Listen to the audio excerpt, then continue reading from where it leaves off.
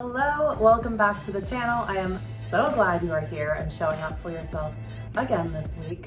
Every time I start to record, I'm like, I need something behind the bed here, like a little decoration. I don't know, something to make it just less bland.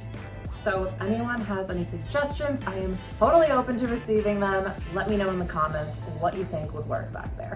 So in last week's video, I shared my top 3 affirmations for miraculous manifestation. It was so fun having you guys tag me in your Instagram stories and hearing in the comments of the video what your favorite affirmation was. So if you did not watch that video yet, highly recommend. And this week, I really want to make sure that you know what you're doing when you're calling something into your life and manifesting a new reality. Unfortunately, it is not just affirmations and pretty crystals that you can place around your apartment or wear on your neck. There's a little bit more that goes into it. But what's great is it still gets to be fun. And if you were a kid who loved to play pretend and use your imagination, you are really going to love today's video. Or if you're just someone who is ready to call in the things into your life that you desire and manifest more for yourself, this is for you too. I always say you don't actually need to learn how to manifest, you already know how. Sometimes people get frustrated by hearing that, but I think it's really good news because you're actually already a step ahead of where you may think that you are. Everything that you've manifested into your reality is based on what you believed is possible for yourself. Now, initially, our beliefs are usually not our fault or our choice. They're taught to us by society, by our families, by our friends, by the things that we watch on TV and the way that our, little child minds perceive them. The reason that people have different beliefs on what they can or can't receive, can or can't do, are or aren't capable of, do and don't deserve is because there's no one right belief for any of these things. There's no one right answer to how much money a person is supposed to be able to make or to how a significant other is supposed to treat you. We actually end up just settling and accepting for the things that we receive based on what we believe is possible for us and how we believe the world works. And of course, like we discussed last week, what we believe we're worthy of. But what you'll remember from that video is that you are worthy just because you are. So you get to have whatever it is that you desire. You are worthy of whatever you desire. In order to receive what you desire, you have to, number 1, believe that it's out there. And number 2, live inside of the energy that attracts that specific thing. So we're going to be using manifesting love as our example for today, but this framework can be applied to absolutely anything that you want to call in. Money, friendships, health, confidence, your home, different experiences, you name it, and you can manifest it with this simple 3-step process. All right, you guys, step 1 is be. Most people would not recognize being as a step because it's not an action. They think of it as what they're waiting for at the end result. Well, I want to manifest love and I want to end up being a person who has love, so isn't that the end result?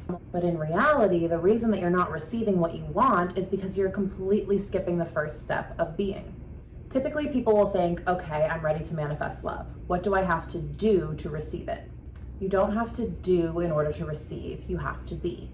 And I know that that sounds very abstract, so I'm gonna break it down. If you were really out of shape and you wanted to get into shape, would continuing to act as though you are the out of shape version of yourself, sitting on the couch eating Cheetos for dinner, allow you to manifest the life of a person who is in shape?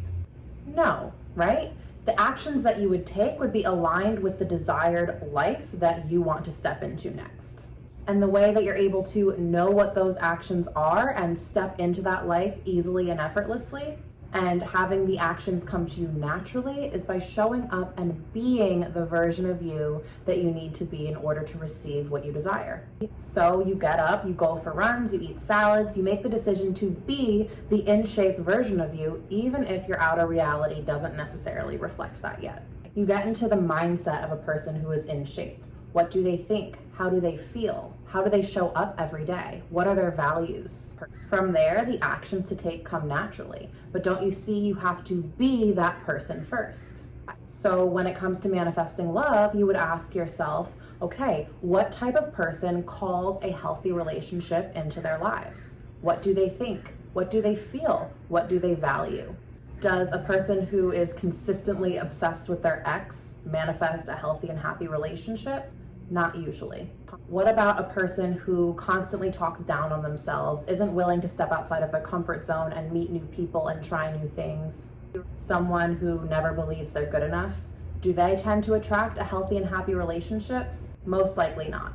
Now, showing up as this new version of yourself is usually easier said than done. I know that. It requires shifting your beliefs at a subconscious level. If your identity has always been attached to one way of being, it's going to take some effort in order to now become attached to a new way of being. This is why I always recommend having a trained coach on your side to help you. But take a breath and breathe, because it doesn't have to be perfect right away. The key is awareness.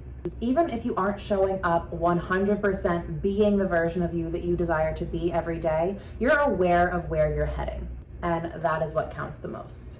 Now, of course, once you are in the mindset and energy of the type of person that manifests and calls in the things that you're desiring to call in, the next step comes really naturally. And so that brings us to step number 2, do.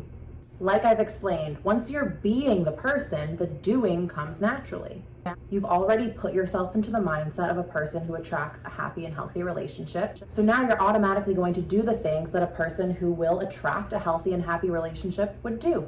Like no longer texting back the person that you know is no good for you.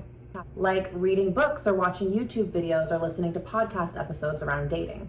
Episode 46 of the Bold Bodied Podcast is a great one for this if you need a recommendation. You'll start going on dates and show up not in an energy of desperation, but with an open mind, without being attached to this specific person being the one.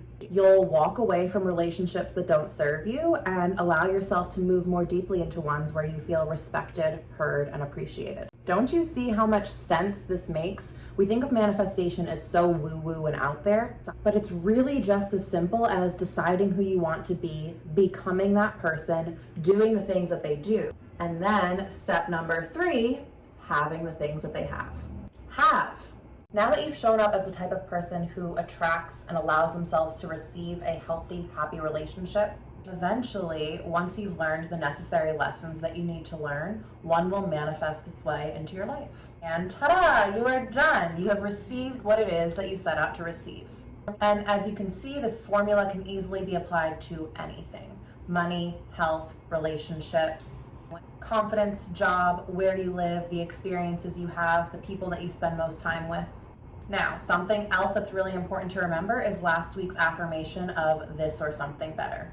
People who are truly open to having the best for themselves and living their fullest, happiest lives aren't attached to any specific outcome, even an outcome that they may have manifested. So if you apply this formula and you do end up manifesting a relationship that is healthy and happy and that you're really excited about, but at some point it stops feeling so happy and healthy, you recognize that it's okay to move forward and move on.